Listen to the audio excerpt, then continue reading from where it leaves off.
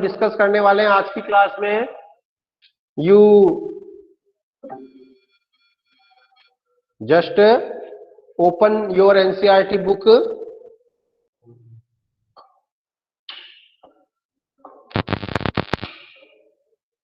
Yes, so the first numerical of the day is that. First numerical देखिए NCERT का कौन सा ले रहा हूं मैं. बहुत ही सिंपल न्यूमेरिकल से हम स्टार्ट कर रहे हैं. ठीक है. Yes, very simple numerical is there students. That is 7.12. So 7.12 numerical.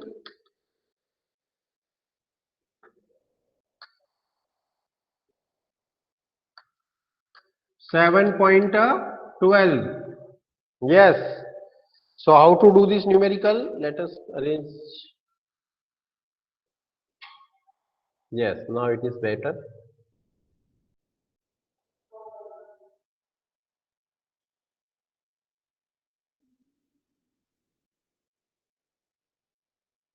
Yes. So देखिए, now we are studying the 7.12.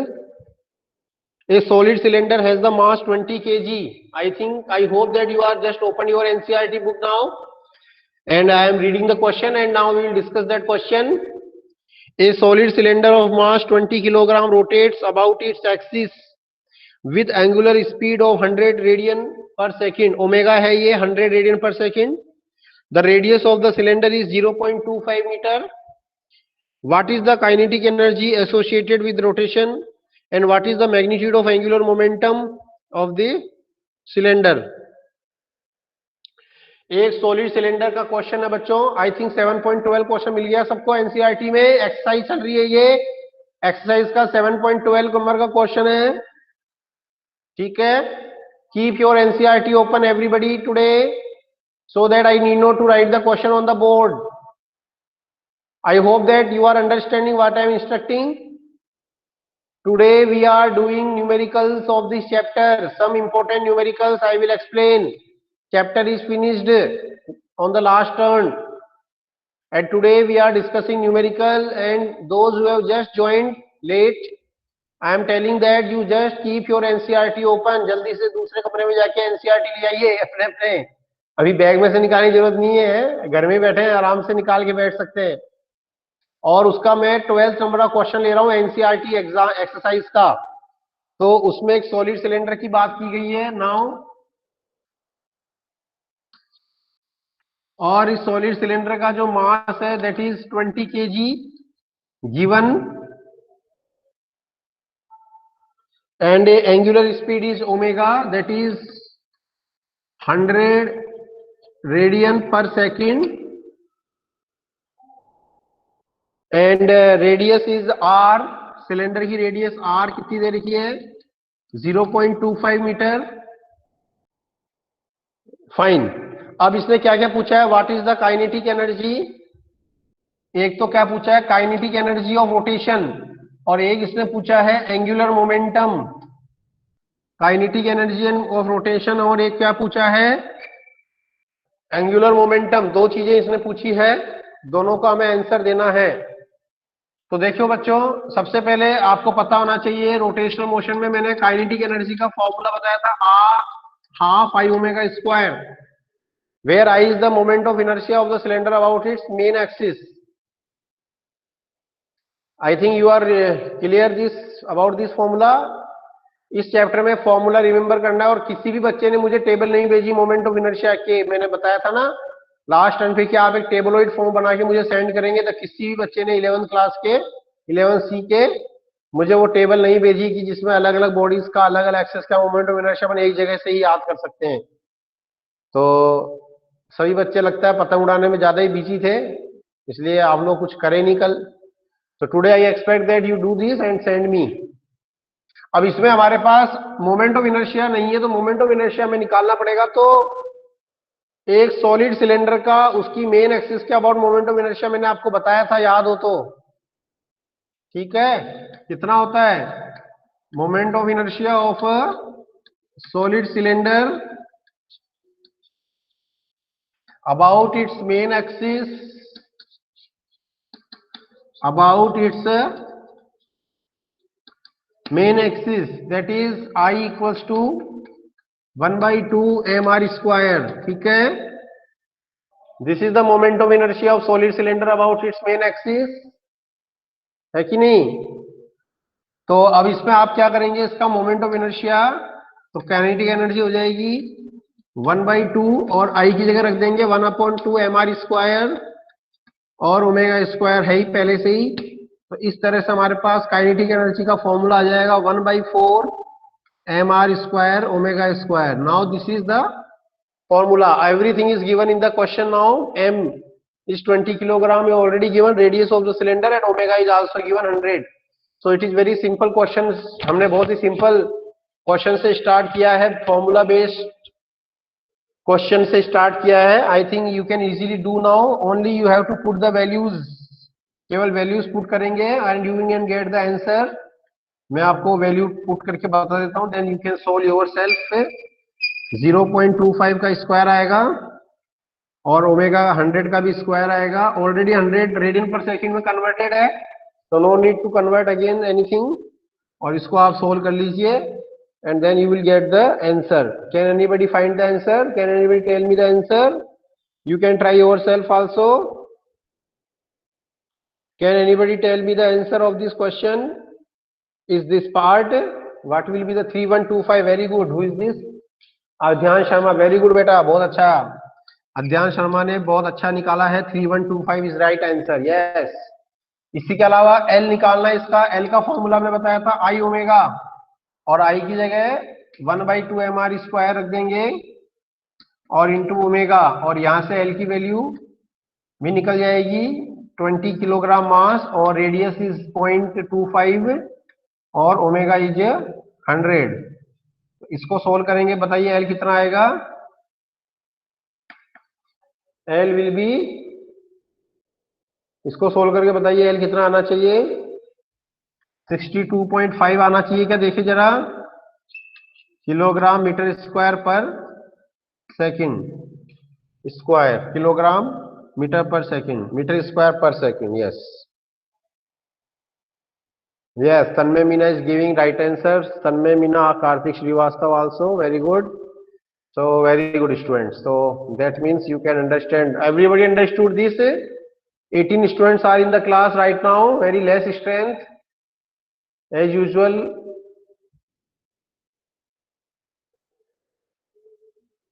Now I think you have understood this question.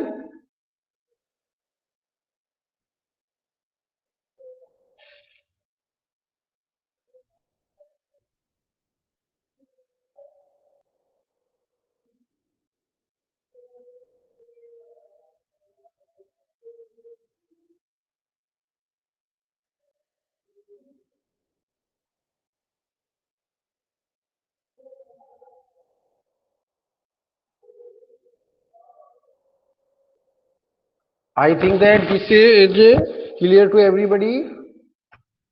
No doubt is there. Okay, now we take the another question, my dear students. Let us take another question. I think you have written this question. Final answer you have calculated. If any doubt, you can ask me also.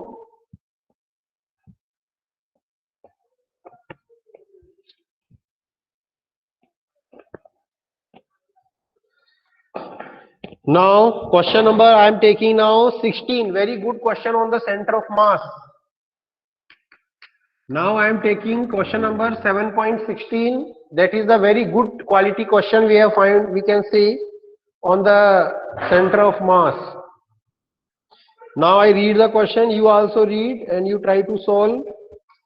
देखिए क्या कहता है question. A uniform disc of radius R, ठीक है, एक R radius की uniform disc है। Disc आप समझते हैं, मैंने बताया था डिस्क के बारे में आपको। आर रेडियस की यूनिफॉर्म डिस्क है। डिस्क मतलब उसका पूरा मास उसके सेंटर के चारों तरफ डिस्ट्रीब्यूटेड है, just like a dish. Yes, a circular hole of radius r/2 is cut out. क्या बात है, देखो क्या कह रहा है। आर रेडियस की एक सर्कुलर डिस्क है और आर रेडियस की उस सर्कुलर डिस्क में से एक r/2 रेडियस का एक होल क्या कर दिया जाता है, काट दिया जाता है। The centre of the hole is r/2 from the centre of the original disc. Yes, मतलब कि ये तो इसका सेंटर है और यहां पे r/2 डिस्टेंस पे हम लेटस इसको O1 कह देते हैं। This is the centre of the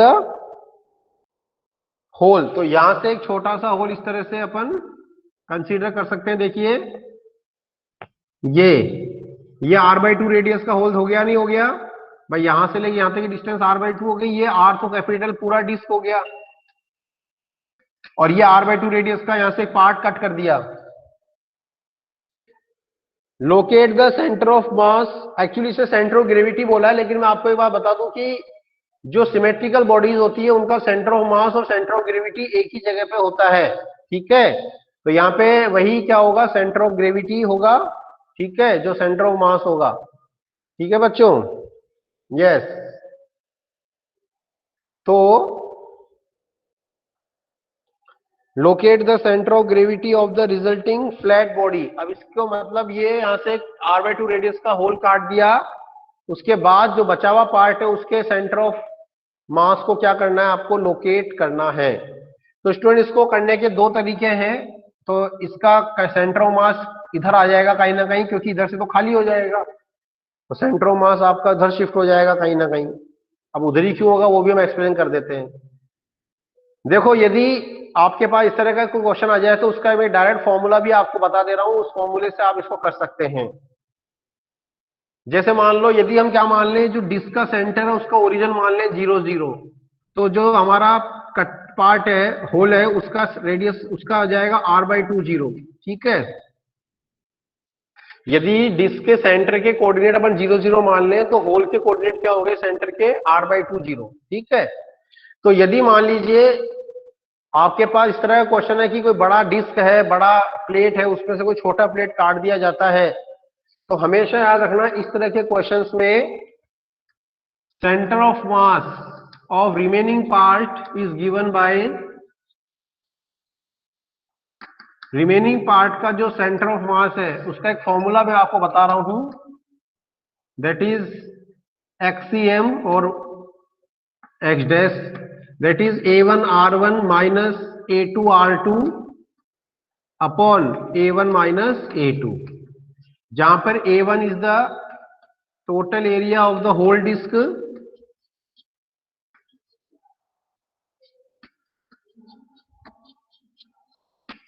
और A2 is the area of cut part, area of the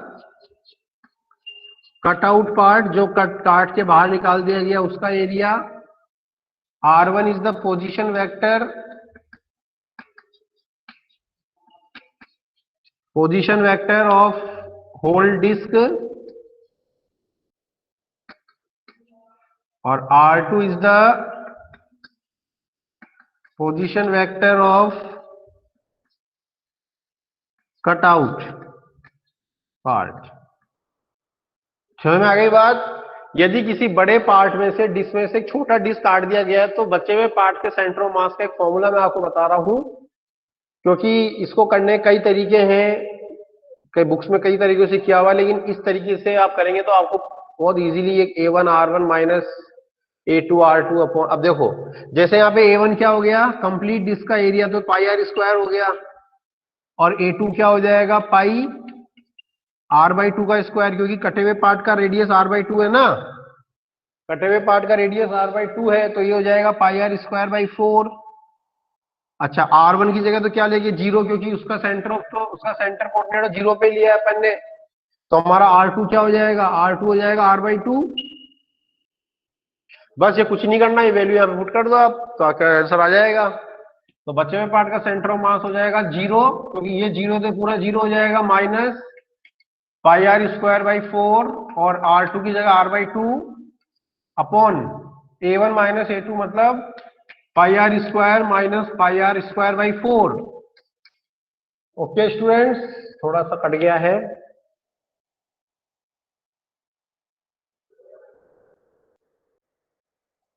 yes, now I think it is visible. Yes, अब आपको विजिबल होना चाहिए ये।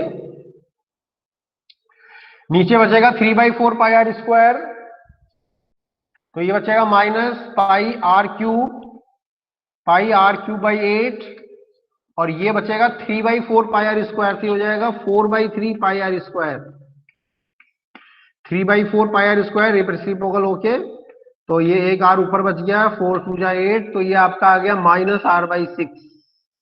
तो माइनस का मतलब क्या हो गया, इसके लेफ्ट साइड में r/6 पर, ये आपका हो गया -r/6, और y एक्सिस 0। तो यानी कि जो आपका ओरिजिनल सेंटर था उसके लेफ्ट साइड माइनस साइन आ गया ना, माइनस का मतलब हो गया ये प्लस और ये माइनस, तो जो आपका ओरिजिनल सेंटर था पूरे डिस्क का, उसके लेफ्ट साइड में r/6 डिस्टेंस पे क्या होगा, बचे हुए फ्लैट पार्ट का सेंटर ऑफ ग्रेविटी और सेंटर ऑफ मास एग्जिस्ट करेगा। तो देखिए हमने इस फॉर्मूले से डायरेक्ट निकाल लिया A1r। तो हमेशा याद रखो, किसी बड़ी डिस्क में से, किसी बड़ी प्लेट में से कोई छोटा पार्ट यदि कट करता है, तो बचे हुए पार्ट का सेंटर ऑफ मास निकालने का डायरेक्ट फॉर्मूला मैंने आपको बताया है, that is A1r1 minus A2r2 upon A1 minus A2। That is very important thing. तो -r/6 इसका आंसर आ गया, मतलब कि उसके सेंटर से लेफ्ट साइड में उसका सेंटर ऑफ मास शिफ्ट हो जाएगा। यदि अपन, सर ये फॉर्मूला कैसे डिराइव हुआ, हर्ष नारायण द्विवेदी पूछ रहे हैं। एक्चुअली इस फॉर्मूले को डिराइव करने के लिए आपको फिर क्या करना पड़ेगा, वही इनको दो बॉडी कंसिडर करनी पड़ेगी, और वो जो अपना फॉर्मूला था ना M1r1 प्लस M2r2, उसी से ये आता है बच्चों, ठीक है ना। उसमें मास को आपको क्या करना पड़ेगा, एरिया के एक फॉर्म में कन्वर्ट करके रखना पड़ेगा, तो उससे ये फॉर्मूला आता है। तो वो डेरिवेशन की कह रहे भैया मैं जरूरत नहीं है, ठीक है ना, फिर भी तूने पूछा तो मैंने आपको आइडिया दे दिया है। मेनली तो ये फॉर्मूला आप ध्यान रखिए, ठीक है ना, इससे क्वेश्चंस करने आने चाहिए मेन, ठीक है। उसके लिए फिर आपको इसमें डिटेल, मैंने आपको लंबे मेथड से बचाने के लिए तो ये शॉर्ट फॉर्मूला बताया है। अब यदि आप इस फॉर्मूले को डिराइव करना चाहेंगे तो फिर आपको वो लॉन्ग मेथड में जाना पड़ेगा। पहले आपको क्या करना पड़ेगा, इस पूरे का unit mass per unit area consider करना पड़ेगा, फिर उसको, उससे फिर आपको क्या करना पड़ेगा, पूरे का एरिया निकालना है, फिर पूरे का मास निकालना पड़ेगा, फिर कटे हुए पार्ट का एरिया निकालना पड़ेगा, और फिर उससे आपको M1 वो वाला जो फॉर्मूला हमारा स्टैंडर्ड फॉर्मूला है उसमें वैल्यू पुट करके निकलता है।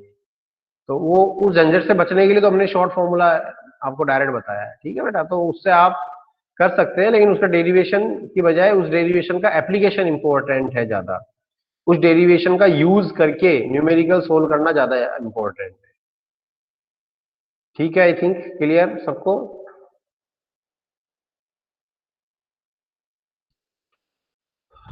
आई थिंक इट इज क्लियर और नॉट, ये फॉर्मूले से क्वेश्चन करना। और भी तरीका है इसको करने का, आप पहले क्या कर लो, दोनों का मास निकाल लो, और फिर M1x1 इक्वल टू M2x2 लगा दो। सेंटर ऑफ मास यदि अपन ओरिजिनल यहाँ पे माने, तो इसका पोजीशन वेक्टर आपका हो जाएगा ये, इसका अपन x2 मान लेंगे, तो M1x1 इक्वल टू M2x2 वाला बताया था, नहीं बताया था मैंने। तो एक मास तो क्या हो जाएगा, पूरे का हो जाएगा, और एक मास हो जाएगा उसका क्या, ठीक है ना, कटे हुए पार्ट का हो जाएगा। तो उससे भी आप कर सकते हैं, कोई प्रॉब्लम वाली बात नहीं है। लेकिन मुझे लगता है कि इससे अपन इजीली कर सकते हैं।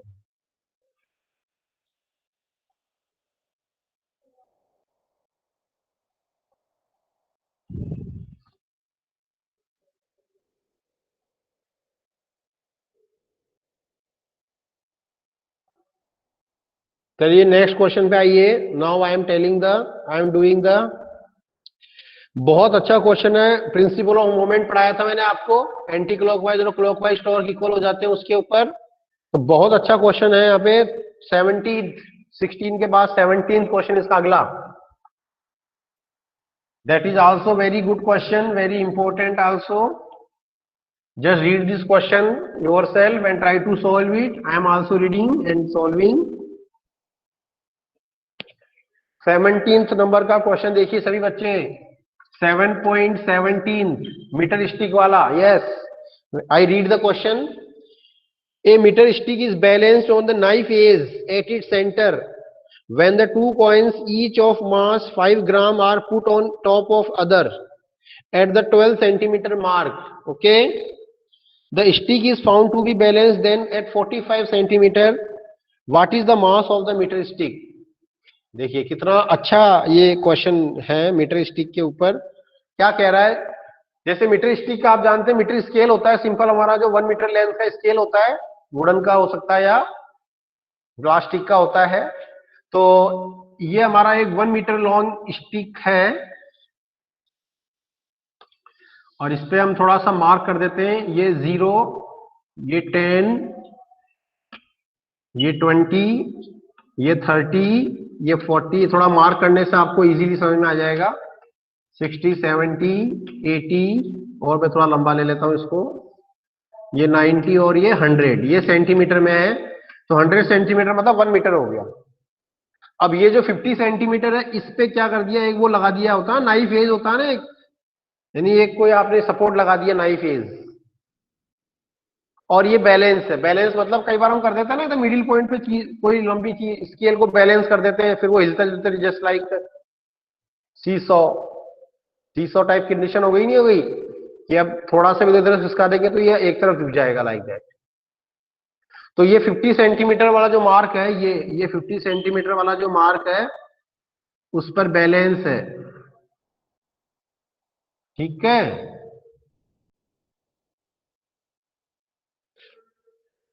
ठीक है ना। अब क्या कहता है, अब ये बोलता है 12 सेंटीमीटर मार्क पर, अब 50 सेंटीमीटर मार्क पर है, मतलब इसका एक्चुअल वेट किधर काम कर रहा है, इधर काम कर रहा है, ये डब्ल्यू इसका क्या हो गया, actual wait mg।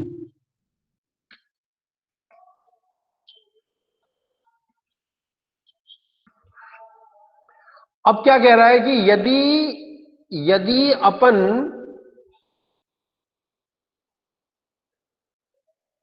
12 centimetre mark पे, ये देखो ये 10 है तो ये 12 क्या इधर होगा, तो ये आपका हो गया 12 सेंटीमीटर का मार्क। इस 12 सेंटीमीटर मार्क पे 5-5 ग्राम के, 5-5 ग्राम के दो कॉइन्स एक के ऊपर एक रख देता है। समझ में आ रही मेरी बात, ये 0 से ये 12, 10 से 12 सेंटीमीटर मार्क पर 5-5 ग्राम के दो कॉइन्स एक के ऊपर एक रख देता है, जैसे ये एक कॉइन उसके ऊपर एक और कॉइन। और जब ऐसा रखता है तब फिर क्या होगा, वो इधर से थोड़ा हैवी हो जाएगा, तो वो क्या कहता है कि then it balances at the 45 centimetre mark. तो देखो ये 40 है, तो 45 का ये बीच में अपन ले सकते हैं, तो ये 45 सेंटीमीटर मार्क पे बैलेंस होता है, मतलब उसका जो वेट है वो कहां शिफ्ट हो जाता है, 45 सेंटीमीटर मार्क पे, इसको अपन डब्ल्यू डैश मान लेते हैं, शिफ्ट हो जाता है। Understood what I am telling, कि जब इसके ऊपर कुछ भी नहीं रखा गया था तो इसका एक्चुअल वेट था 50 सेंटीमीटर पे बैलेंस हो रहा था।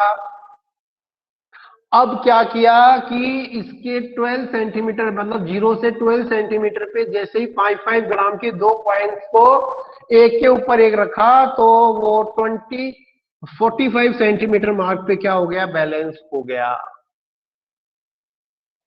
तो अब यदि मान लो इसको अपन मान ले ओ डैश और पहले वाले को अपन मान ले ओ, तो ये डिस्टेंस अपन मान लेते हैं ए, तो ये डिस्टेंस कितनी हो जाएगी, 33 सेंटीमीटर हो जाएगी, नहीं हो जाएगी। और ये डिस्टेंस क्या हो जाएगी, 5 सेंटीमीटर हो जाएगी। भाई 50 माइनस 45 5 सेंटीमीटर, और ये 45 माइनस 12 दैट इज 33 सेंटीमीटर। ये बात समझ में आती है सबको। तो अपन अब इसका मतलब, अब वो जब जब अपन ने 5-5 ग्राम के दो कॉइन रख दिए, तो अब उसकी जो नई बैलेंस पोजीशन वो डब्ल्यू डैश है ये, तो इसके अबाउट क्या होना चाहिए, नेट टॉर्क 0 होना चाहिए। तो क्या होना चाहिए, at new position, at new position that is O dash the net torque should be 0।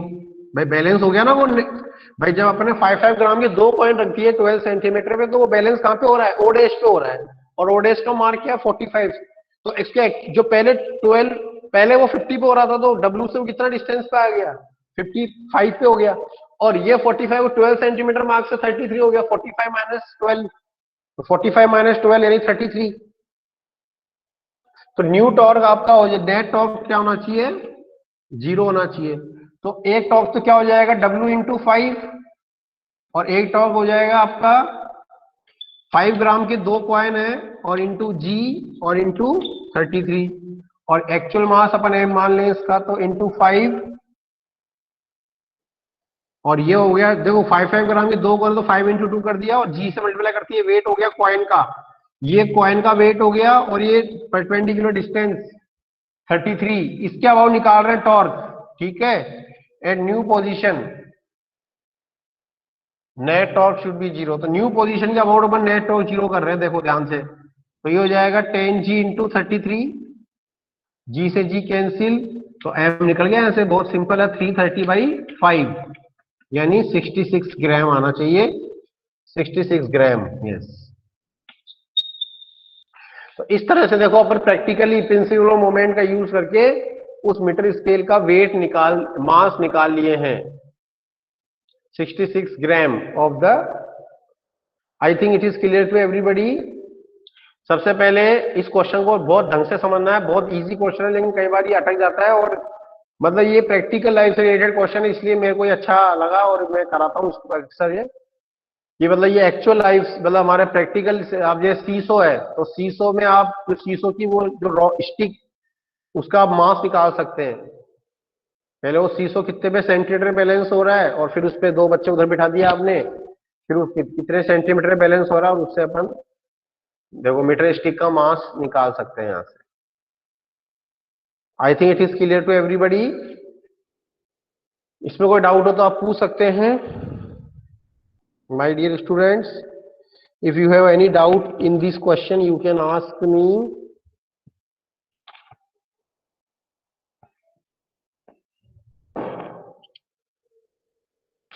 Yes, you can ask me if you have any doubt in this question.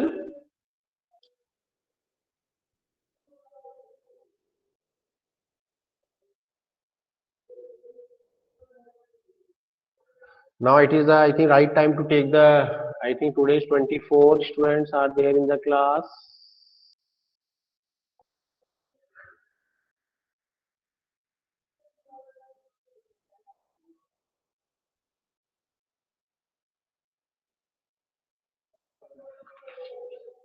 I take the snapshot of your names. Now Vishesh Singh is Raghav also come. विशेष सिंह राघव एकदम सही time पे आए हुए हैं, हम attendance की photo ले रहे हैं एकदम, तो सही टाइम पे आ रहे हो, आए हैं एकदम भैया। ये अमान खान भी आ गए हैं भैया, देखो आज तो, आज क्या बात है, सबके सब आ गए भाई, सद्बुद्धि दे दी भगवान ने। सर पहले से ही है। पहले से ही हो या फिर, चलो अच्छी बात है, आज तो भाई, बाकी आपको जल्दी स्कूल बुला रहे हैं हम, चिंता मत करो, इंस्ट्रक्शंस तैयार हो रहे हैं, और जल्दी आपको स्कूल बुला लेते हैं हम मंडे से, कभी भी मतलब बता रहे हैं मंडे से तो इंस्ट्रक्शंस आएंगे। ठीक है अमान खान, आप पहले से हैं तो बहुत अच्छी बात है, I am very happy. I think this question is clear.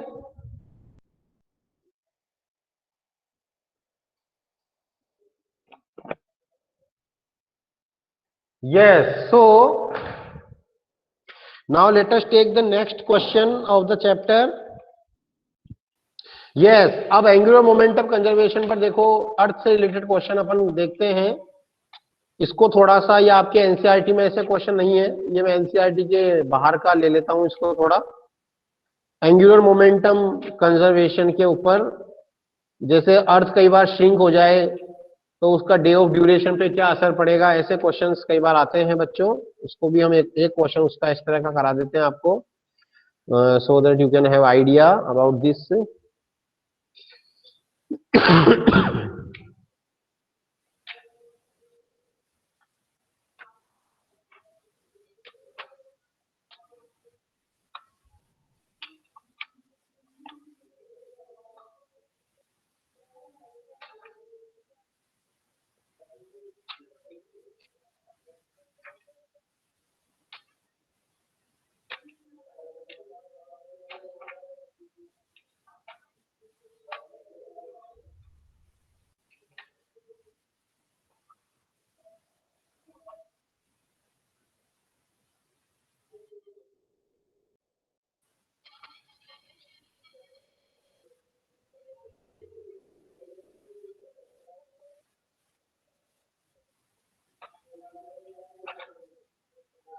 देखिए क्वेश्चन है, if the earth suddenly shrink, if suppose,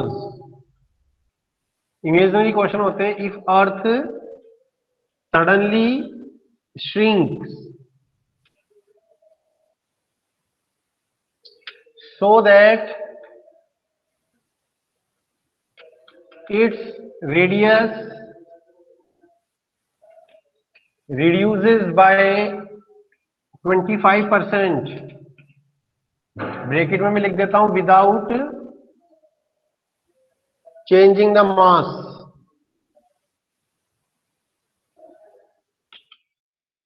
then what will be duration of the day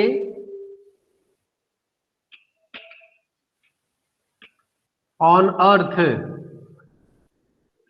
तो अर्थ पर एक दिन कितने आवर्स का होगा? जैसे अभी प्रेजेंट में हमारी अर्थ की रेडियस आर है, मतलब 6400 किलोमीटर मान के चलते हैं आर है, तो हमारे अर्थ पर एक दिन कितने का होता है? 24 आवर्स का होता है। Everybody knows.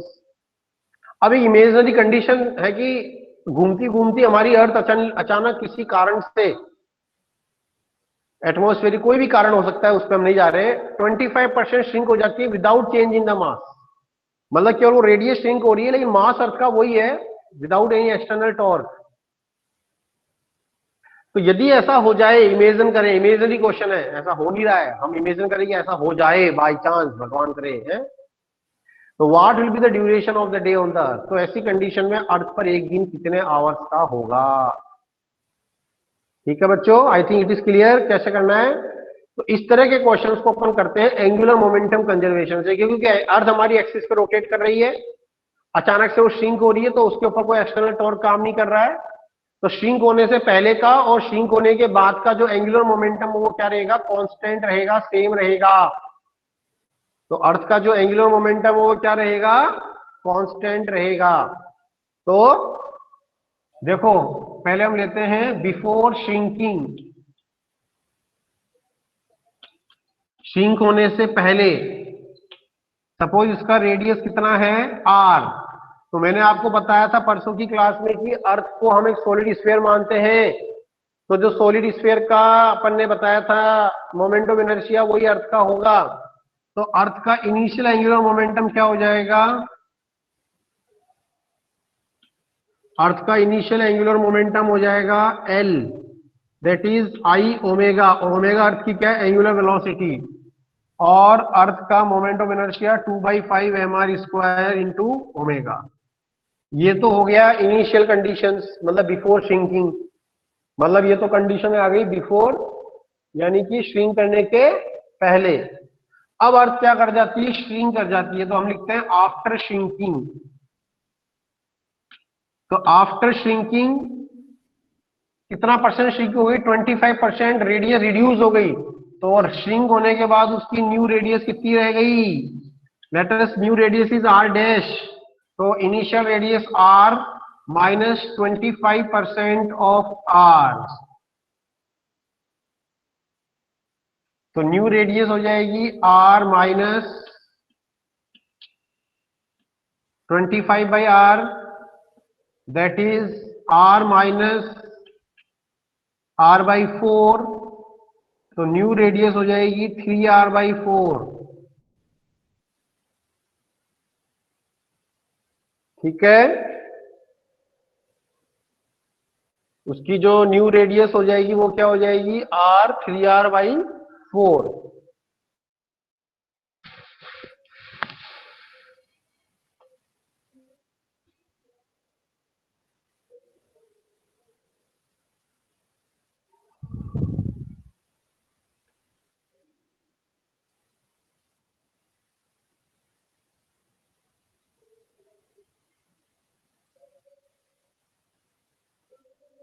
तो r डैश इक्वल टू आ जाएगा r minus r/4, that is 3r/4।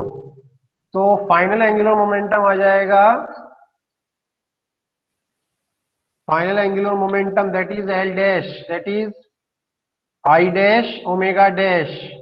तो l डैश हो जाएगा 2/5 m r dash square into omega dash. और तो ये हो जाएगा 2/5 m और r डैश कितना रह गया? 3r/4 का hole square into omega dash. और अब अपन क्या लिख सकते हैं? एंगुलर मोमेंटम कंजर्वेशन के कंसेप्ट से उसका इनिशियल एंगुलर मोमेंटम और फाइनल एंगुलर मोमेंटम को इक्वल कर देंगे। ठीक है बच्चों, बहुत अच्छा क्वेश्चन है। इस तरह के क्वेश्चन आपके एग्जाम में आते भी रहे हैं। 11th के एनुअल एग्जाम्स में और कम्पिटिटिव एग्जाम्स में भी इस तरह के क्वेश्चंस आपको काफी मिल जाएंगे। एंगुलर मोमेंटम कंजर्वेशन, तो उसमें कुछ भी नहीं करना होता है, एंगुलर मोमेंटम निकाल के उनको L equals to I omega वाला फॉर्मूला इंपॉर्टेंट है। और हमने मान लिया कि उसका final angular velocity omega dash हो गया, तभी तो एंगुलर मोमेंटम कांस्टेंट रह पाएगा, ठीक है ना। क्योंकि देखो रेडियस कम हो जाने से उसका मोमेंटम इनर्शिया कम हो जाएगा, लेकिन यदि एंगुलर मोमेंटम यदि कांस्टेंट रहना चाहता है तो एंगुलर वेलोसिटी बढ़ जाएगी उसकी, तो ओमेगा डैश हो गई। तो now by external torque is zero, we can write angular momentum conservation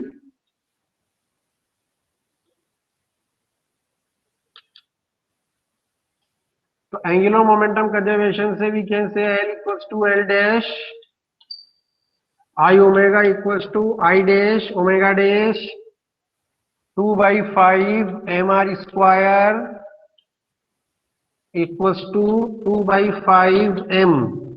और देखो आई डैश की वैल्यू में ये 3/4 का स्क्वायर हो रहा आर का, तो ये 9/16 हो जाएगा आर स्क्वायर और इंटू ओमेगा डैश। अब इसको सोल्व करके आप ओमेगा डैश निकाल लो, कितना आएगा,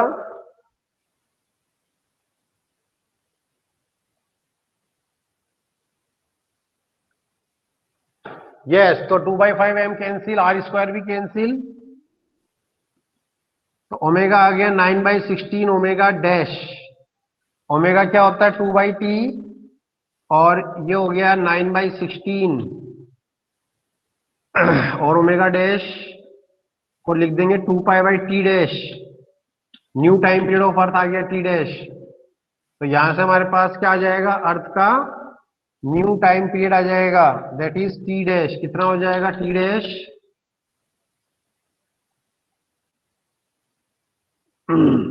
2π से 2π कैंसिल हो गया, तो 9t equals to 16t dash, तो t डैश इक्वल्स टू हो गया 9/16 इंटू टी।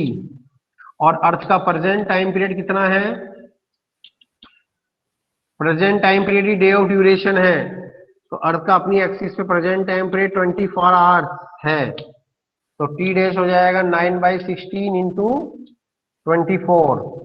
इसको आप सोल्व कर लीजिए, किससे जा रहा है ये 8 से जा रहा है सीधा सीधा, 8 2 जा 16, 8 3 जा 24, तो ये आ जाएगा 27/2 यानी 13.5 आवर्स। यही आपका क्या हो गया, ड्यूरेशन ऑफ डे हो गया। मतलब कि अर्थ पे जो डे का ड्यूरेशन है वो आधा हो जाएगा 24 आवर्स, सॉरी आधा नहीं होगा, सॉरी मतलब 13.5 आवर्स का एक घंटा एक दिन हो जाएगा। मतलब अर्थ पर एक दिन जो होगा वो 13.5 आवर्स का हो जाएगा, यदि अर्थ सडनली अपनी रेडियस का 25% श्रिंक हो जाए, रेडियस रिड्यूसेस बाय 25% रह जाए उसकी, तो इसका आंसर आएगा 13.5 hours. I think that this is clear to everybody. This question is clear to everybody, I think.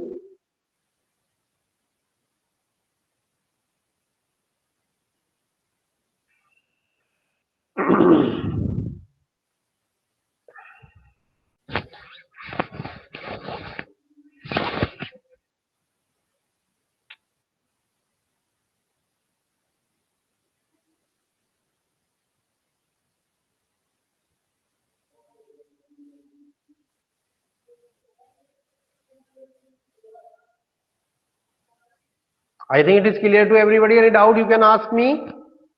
अच्छा क्वेश्चन है स्टूडेंट, इस तरह के क्वेश्चन एग्जाम में जरूर आते हैं। यस 13.5 कई बच्चों ने बताया कि है, अध्यांश और कार्तिक श्रीवास्तव, यस सर। मतलब बहुत सिंपल टेक्निक है, श्रिंक होने के पहले का एंगुलर मोमेंटम निकाला, श्रिंक होने के बाद का एंगुलर मोमेंटम निकाला और दोनों एंगुलर मोमेंटम को इक्वल कर दिया, and we got the final answer now. ठीक है बच्चों, one more question we can take. I think we have some 2-3 minutes, 5 minutes more.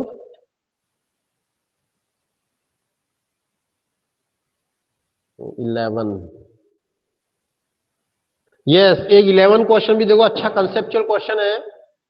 Torque of equal magnitude are applied on a hollow cylinder and solid sphere both having same mass and same radius.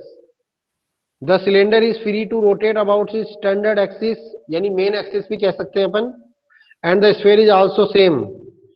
Which of the two will acquire greater angular speed after a given time? किसका angular speed ज्यादा होगा under the application of a given torque. देखिए student, इसको फटाफट से अपन explain कर देते हैं, time is going to be over. Yes, तो देखो ये मेरा 11th नंबर का क्वेश्चन है। एनसीईआरटी पे आ गए वापिस हम एक बार। एक तो क्या है, सॉलिड स्फीयर है और एक होलो सिलेंडर है। तो इसका मोमेंट ऑफ इनर्शिया तो क्या होता है, 2/5 mr²। सॉलिड सिलेंडर है। अच्छा, दोनों का रेडियस सेम है, मास सेम है, और इसका क्या होता है mr²। अब इन पे दोनों पे टॉर्क क्या है, सेम है। दोनों पे टॉर्क क्या है, सेम। तो हम जानते हैं टो इक्वल टू क्या होता है, आई अल्फा। तो अल्फा इक्वल टू क्या हो जाएगा, टो अपॉन आई। तो यदि टो कांस्टेंट है तो एंगुलर एक्सीलरेशन क्या हो गया, प्रोपोर्शनल टू टॉर्क हो गया, नहीं हो गया। तो हम लिख सकते हैं α1/α2 इक्वल टू लिख सकते हैं I2/I1। Which one will acquire the greater angular speed. तो सीधी सीधी बात है, एंगुलर स्पीड उसी की ज्यादा होगी जिसकी एंगुलर एक्सीलरेशन ज्यादा है, क्योंकि omega equals to omega naught plus alpha T होता है ना। और इनिशियल एंगुलर स्पीड 0 ले ली जाए तो omega equals to alpha T लिख सकते हैं अपन। तो कांस्टेंट टी सेम है तो ओमेगा प्रोपोर्शनल टू अल्फा हो गया, नहीं हो गया। ये तो प्रोपोर्शनल का साइन है, ये अल्फा एंगुलर एक्सीलरेशन। तो जिसका एंगुलर एक्सीलरेशन ज्यादा होगा वही। तो अब आप इसमें देख लो, α1 अपॉन α2 क्या हो गया, I2 यानी mr², और अपॉन 2/5, तो 2/5 हो जाएगा 5/2, mr² नीचे रहेगा। तो 5/2 यानी 2.5, यानी α1 आपका क्या हो गया, 2.5 ऑफ α2 हो गया। यानी α1 मतलब सॉलिड स्फीयर। सॉलिड स्फीयर का एंगुलर एक्सीलरेशन ज्यादा होगा होलो स्फीयर से, तो होलो स्फीयर का एंगुलर एक्सीलरेशन कम होगा और सॉलिड स्फीयर का एंगुलर एक्सीलरेशन ज्यादा होगा। आई थिंक इट इज क्लियर। तो एंगुलर वेलोसिटी भी किसकी ज्यादा होगी यहाँ पे, सॉलिड स्फीयर की। तो solid sphere will acquire the greater angular speed after the given time. ठीक है, बहुत अच्छा क्वेश्चन है, कंसेप्चुअल क्वेश्चन है ये। देखो स्टूडेंट, मैंने आज बहुत अच्छे अच्छे क्वेश्चंस आपको कराए हैं, आपको इनको रिवाइज करना है, और एक वर्कशीट हम जल्दी अपलोड करने वाले हैं आपके गूगल क्लासरूम पे, उसको आपको सोल्व करना है। और होमवर्क भी आप, कई बच्चों ने अभी भी बार बार कहने के बाद भी होमवर्क, विंटर वेकेशन का होमवर्क, विंटर वेकेशन खत्म हुए हुए आज 15 दिन हो गए, 4 तारीख को स्कूल खुल गए थे हमारे, और फिर भी अभी तक भी कई बच्चों ने विंटर वेकेशन का होमवर्क अपलोड नहीं किया।